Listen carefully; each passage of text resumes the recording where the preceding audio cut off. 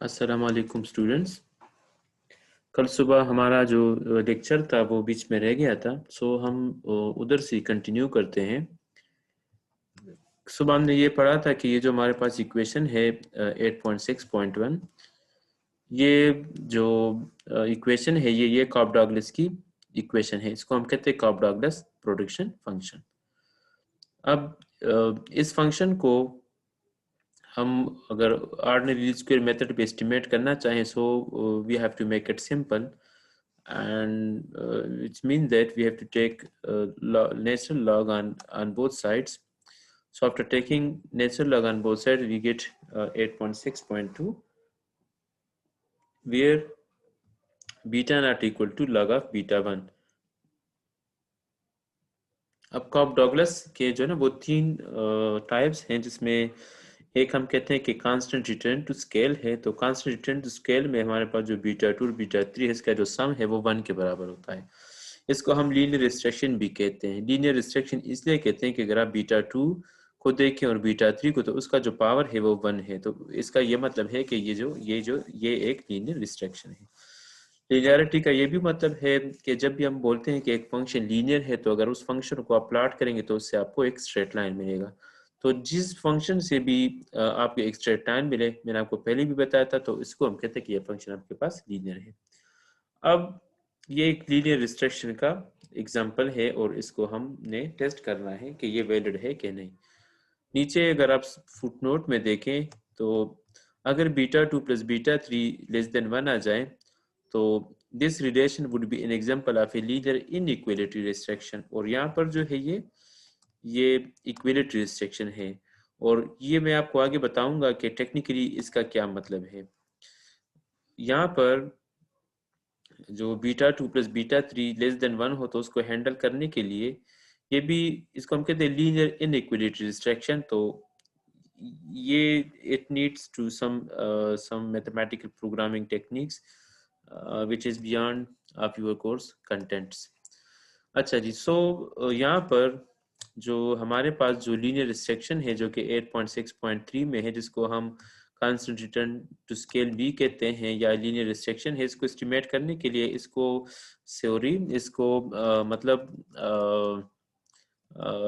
जानने के लिए कि ये रिस्ट्रिक्शन वैलिड है कि नहीं, तो इसको हम यूजुअल जो हमारे जो टी टेस्ट अप्रोच है वो यूज करते हैं। तो 8.6.4 को देखें, टी बराबर है बीटा 2 हैट प्लस बीटा 3। जिस तरह आपका x bar minus mu divide by variance of x bar होता है, तो that is just like that. Just यहाँ पर आपने करना क्या है, जो हमारे पास जो बीटा 2 प्लस बीटा 3 है वो 1 के बराबर है। तो 8.6.4 में हमने बीटा 2 प्लस बीटा 3 की जगह हमने 1 फिट करवा दिया, और नीचे हमारा जो standard error of beta 2 hat plus beta 2 hat है, तो इसकी जगह हमने variance of beta 2 hat plus variance of beta 3 hat plus 2 time covariance of beta 2 hat and beta 3 hat. और मैंने आपको सुबह भी बताया था कि यहाँ पर आपका कोवेरिएंस क्यों आता है, इस वजह से कि बीटा 2 हैट और जो बीटा 3 हैट को जो वेरिएंसेस है वो एक दूसरे पे डिपेंडेंट है, तो उस वजह से यहाँ पर आपका कोवेरिएंस टर्म भी आएगा। यहाँ पर हमारे पास जो नल हाइपोथेसिस है वो बीटा 2 प्लस बीटा 3 1 है, और इसका जो अल्टरनेटिव है वो नॉट इक्वल टू 1 है। तो ये तो यूजुअली टी अप्रोच है।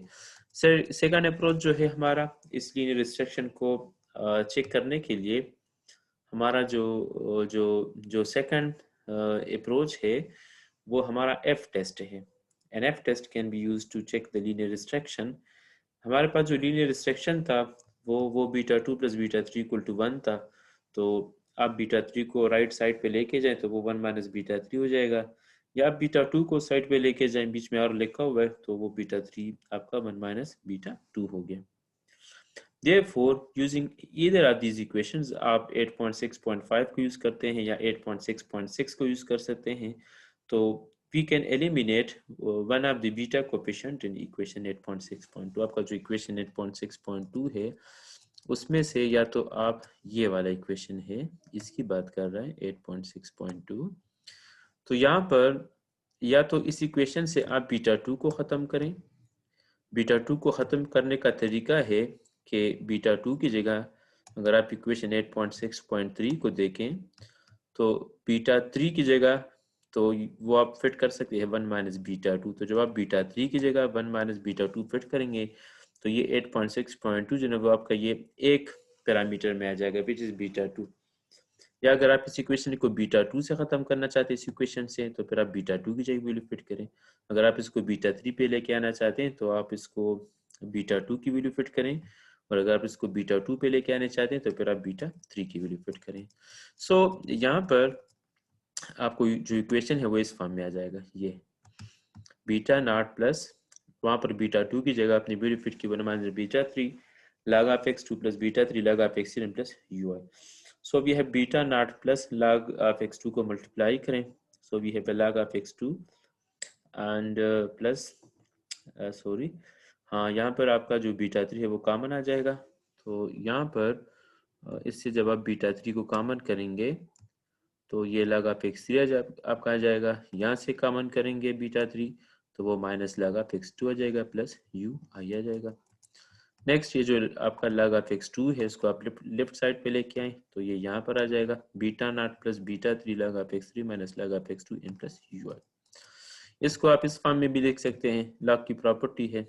और याद रखिए मैंने आपको बताया था कि दिस इज नेचुरल लॉग जिसका जो बेस होता है वो e होता है, और जो दूसरा लॉग है उसका जो बेस है वो 10 का होता है। अब यहाँ पर जो y डिवाइड बाई x2i है, व्हाट इज दिस, y आपका आउटपुट है और x2 आपका क्या है, लेबर है। सो ये रेशो है किस चीज का, आउटपुट और लेबर का। यहाँ पर आप देखें second case x3 divided by x2, what is x3, this is your capital, and what is x2, this is your labor। so ये कैपिटल और लेबर का रेशो है, और ये वाला जो है ये आउटपुट और लेबर का रेशो है। अब हमारे पास जो ओरिजिनल इक्वेशन था वो हमने ट्रांसफॉर्म किया। इस ट्रांसफॉर्मेशन का मतलब है कि आप इस इक्वेशन को एस्टिमेट करेंगे मेथड ऑफ ओएलएस पे। इस इक्वेशन को जब आप इस इक्वेशन को एस्टिमेट करेंगे तो आपके पास बीटा 3 हैट की वैल्यू आ जाएगी। जब आपके पास बीटा 3 हैट की वैल्यू आ जाएगी तो वो आप यहाँ पर फिट करेंगे, तो यहाँ पर फिट करेंगे तो आपका बीटा 2 हैट जो है ना वो निकल आएगा। सॉरी यहाँ पर ये बीटा 3 हैट मतलब बीटा 2 हैट बराबर होगा 1 माइनस बीटा 3 हैट के, तो वहां पर आप फिट करेंगे so you will get the value of beta 2 hat. अब इसको रिस्ट्रिक्टेड लीस्ट स्क्वायर कहते हैं, मतलब आपने एक रिस्ट्रिक्शन फिट कर, वो रिस्ट्रिक्शन क्या थी, वो कॉप-डॉगलस की कांस्टेंट रिटर्न टू स्केल वाली रिस्ट्रिक्शन थी। उस रिस्ट्रिक्शन को आपने इनकॉर्पोरेट किया अपने रिग्रेशन मॉडल में। After incorporating that restriction and using the method of OLS you estimate that equation, so this is called the restricted least square। restricted least square का concept यही है कि जब आपके पास एक रिस्ट्रिक्शन हो पैरामीटर के हवाले से और उस रिस्ट्रिक्शन को आप अपने रिग्रेशन मॉडल में इनकॉर्पोरेट करते हैं और उस नए मॉडल को फिर आप अगर एस्टिमेट करते हैं मेथड ऑफ ओएलएस पे, तो इसी को हम कहते हैं रिस्ट्रिक्टेड लीस्ट स्क्वायर। इस मेथड को आप जनरलाइज भी कर सकते हैं, एक से ज्यादा लीनियर इक्वेशन इक्वलिटी रिस्ट्रिक्शन भी आप लगा सकते हैं। The generalization can be found in Theil, ये एक रेफरेंस गिवन है Henri Theil principle of econometrics John and Wiley sons New York का, तो उसको आप जाके सर्च करें, गूगल करें, तो वहां पर एक से ज्यादा लीनियरिटी इक्वेशन वाले एग्जांपल जो है वो आपको मिल जाएगा। सही है, अच्छा जी। सो नेक्स्ट प्रोसीड करते हैं। How do we compare the unrestricted and restricted least square regression. हमारे पास जो रिस्ट्रिक्शन वाला ये जो है ये वाला दिस इज ए रिस्ट्रिक्शन वाला मॉडल है, और जो पहले डिफाइन था ये वाला ये अनरिस्ट्रिक्टेड है। नाउ हमने कंपैरिजन करनी है बिटवीन रिस्ट्रिक्टेड एंड अनरिस्ट्रिक्टेड। तो भले चले भाई जीशान कैसे करेंगे, तो ये इन्होंने यहाँ पर लिखा हुआ है कि हम इसको इस f का टेस्ट लगाएंगे और यहाँ पर रिस्ट्रिक्टेड का और अनरिस्ट्रिक्टेड का हम बता सकते हैं, कंपैरिजन कर सकते हैं। यहाँ पर RSS जो है वो रेजिजुअल सम ऑफ स्क्वायर है अनरिस्ट्रिक्टेड का, RSS जो है वो रिस्ट्रिक्टेड का है। यहाँ पर UR लिखा हुआ है अनरिस्ट्रिक्टेड और R जो लिखा हुआ है वो रिस्ट्रिक्शन के। M जो है वो आपके पास नंबर ऑफ लीनियर रिस्ट्रिक्शन है, यहाँ पर आपके पास लीनियर रिस्ट्रिक्शन जो है वो 1 है, beta 2 plus beta 3 equal to 1, तो m इक्वल टू 1 है। k क्या है? Number of parameters in the unrestricted equation. Regression equation पे आ जाए, ये वाला कितने पैरामीटर हैं? ये पैरामीटर जो है ये अजमल, एक ये बीटा नॉट है, एक बीटा 2 है और एक beta 3। So we have 3 parameters. So यहाँ पर the value of k is equal to 3 and number of observation, usually आप इसको काउंट कर सकते हैं। अब यहाँ पर आपका जो f स्टैटिस्टिक है, क्योंकि यहाँ पर टॉपिक क्या है, we have to check the linear section with the help of f approach, f test. So here it is, ये f test है आपका, ये वाला RSSR restricted sum of square of residuals minus RSSUR restricted sum of square of residual sum of square of unrestricted divided by number of restriction in whole divided by residual sum of square of unrestricted divided by number of observations and minus number of parameters in the model. So RSS in the subscript we have R, इसकी जगह आप summation u hat R square fit करें, ये भी fit हो गया, ये भी हो गया और ये भी हो गया। So you have 8.6.9। अगेन मैंने आपको प्रीवियस चैप्टर में बताया था कि आप एफ स्टैटिस्टिक को कैसे आर स्क्वायर के फॉर्म में लिखते हैं, तो ये वो आर स्क्वायर का फॉर्म है। इस फॉर्म में आपने अपना जो एफ स्टैटिस्टिक है वो लिख किया। आर एस एस आर की जगह आपने R square u R square is coefficient of determination. इसी तरह यहाँ पर R square R and we have the denominator। एक और बात यहाँ पर, या आगे हम वेरीफाई भी करेंगे 8.6.11 को, कि आपका जो आर स्क्वायर है अनरिस्ट्रिक्टेड वो ज्यादा होता है या बराबर होता है रिस्ट्रिक्टेड से। क्यों होता है? इस क्यों का जवाब आप मुझे नेक्स्ट वीक में देंगे कि ये इसमें जो इनइक्वालिटी है या ज्यादा जो है ये क्यों है। एंड नीचे अगर आप यहाँ पर आप देखें, यहाँ पर coefficient of determination for unrestricted that is greater than for the restricted, but यहाँ पर आप अगर देखते हैं sum of square of residuals जो है वो मिनिमम है। किसके मिनिमम है? अनरिस्ट्रिक्टेड के। coefficient of determination अनरिस्ट्रिक्टेड का बड़ा है और उसका जो रेजिडुअल्स है वो मिनिमम है। सिमिलरली एक्सरसाइज 8.4 में, ये 8.4 एक्सरसाइज जो है इसको भी आप करेंगे एज ए होम असाइनमेंट, आपको मैंने ये देना है, तो ये आप नोट करें कि वहाँ पर आपको ये बताना है कि ये क्यों है। इसके बाद इसी टॉपिक पे एक क्वेश्चन है कॉफ-डॉगलिस प्रोडक्शन फंक्शन पे, और जो डिस्क्रिप्टिव डेटा है वो मैक्सिकन इकोनॉमी है 1955 से लेके 1974 तक। यहाँ पर सबसे पहले हमने जो अनरिस्ट्रिक्टेड वाला मॉडल है जिसमें हमने रिस्ट्रिक्शन इनकॉर्पोरेट नहीं की, तो सबसे पहले आपने वो मॉडल जो है वो आपने